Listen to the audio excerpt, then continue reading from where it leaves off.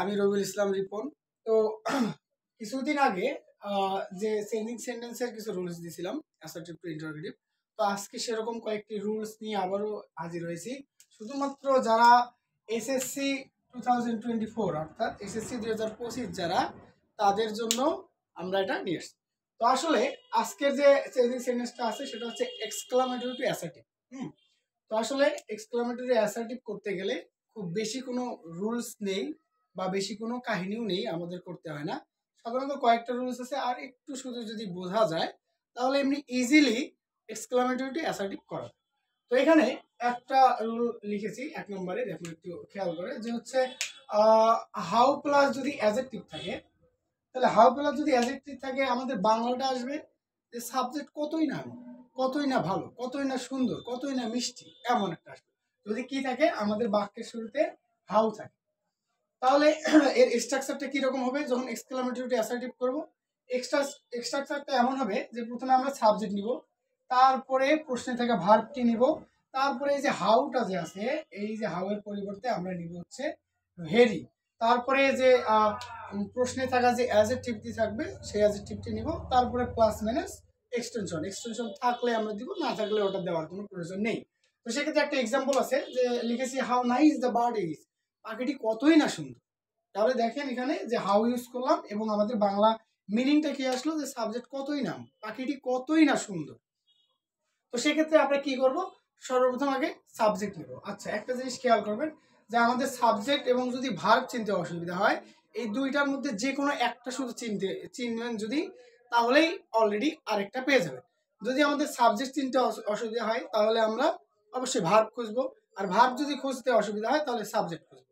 তো এখানে দেখেন যে বাক্যের শেষে আমাদের এই যে ভার্ব ইজ আছে, তাহলে এই যে ইজ ভার্বের আগে যা থাকবে সেটাই সাবজেক্ট, আবার সাবজেক্টের পরে যেটা থাকবে সেটাই ভার্ব, একদম ইজি।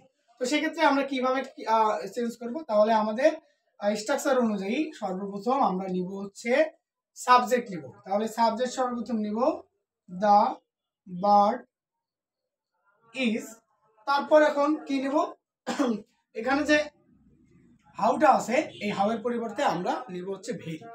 তাহলে নিব very, the bird is very, তারপরে যে অ্যাডজেক্টিভটা আছে এই যে অ্যাডজেক্টিভটা এখানে যুক্ত করে দিব। তাহলে কি হয়ে গেল, the bird is very nice, পাখিটি হয় খুব সুন্দর।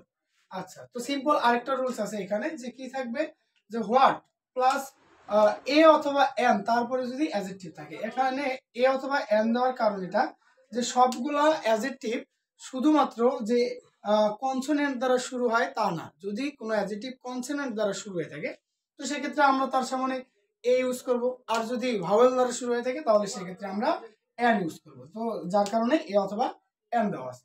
তো হোয়াট প্লাস এ অথবা এন যদি থাকে, প্লাস যদি অ্যাডজেক্টিভ থাকে, তাহলে সেভাবে সেটা কিভাবে আমরা অ্যাসার্টিভ করব। তো এই স্ট্রাকচারটা কি আছে, সর্বপ্রথম আমাদেরকে সাবজেক্ট নিতে হবে, তারপরে ভার্ব নিতে হবে, তারপরে এই যে হোয়াট যে আছে, এই যে হোয়াট এ অথবা এন, এইটার পরিবর্তে আমরা এ গ্রেড নেব, তারপরে অ্যাডজেক্টিভটা নিব, তারপরে প্লাস মাইনাস যদি এক্সটেনশন থাকে তাহলে দিব, এক্সটেনশন না থাকলে তো ওটার কোনো প্রয়োজন নেই। তো সেক্ষেত্রে একটা এক্সাম্পল আছে কিরকম, যে what a liar you are, তুমি কতই না মিথ্যাবাদী, তুমি কি মিথ্যাবাদী, এই কথা বলছে। তাহলে এখানে সর্বপ্রথম আমাদের কি নিতে হবে, অবশ্যই সাবজেক্ট নিতে হবে। তাহলে এখানে সাবজেক্ট আমাদের কোনটা, ইউ। তাহলে সর্বপ্রথম আমরা ইউটা নিব, নেওয়ার পরে এরপরে কি সূত্র থেকে আমরা নিব, ভার্ব। তাহলে ভার্ব কোনটা, আর, তাহলে ইউ, ইউ এর সঙ্গে কি যাবে, আর যাবে, তাহলে ইউ আর। এবার কি করব, এই যে হোয়াট এ অথবা এন এর পরিবর্তে আমরা নিব হচ্ছে এ গ্রেড। তাহলে কি নিব, যে you are a grade, you are a grade, তারপরে যে অ্যাডজেক্টিভটা থাকবে সেই অ্যাডজেক্টিভটা আমরা নিব, এই যে অ্যাডজেক্টিভটা আছে হচ্ছে লায়ার, দিয়ে একটা ফুল স্টপ দিয়ে দেবো। তাহলে এই সিম্পল রুলস, এটাই হচ্ছে আমাদের সব থেকে সহজ রুলস। আচ্ছা, তো এইটাই হচ্ছে আমাদের এক্সক্লামেটরি অ্যাসার্টিভের দুইটা মাত্র রুলস। আরও রুলস আমরা নিয়ে আসবো সামনে অবশ্যই। সে পর্যন্ত আমাদের সঙ্গে থাকবেন, ভালো থাকবেন, ধন্যবাদ সবাই।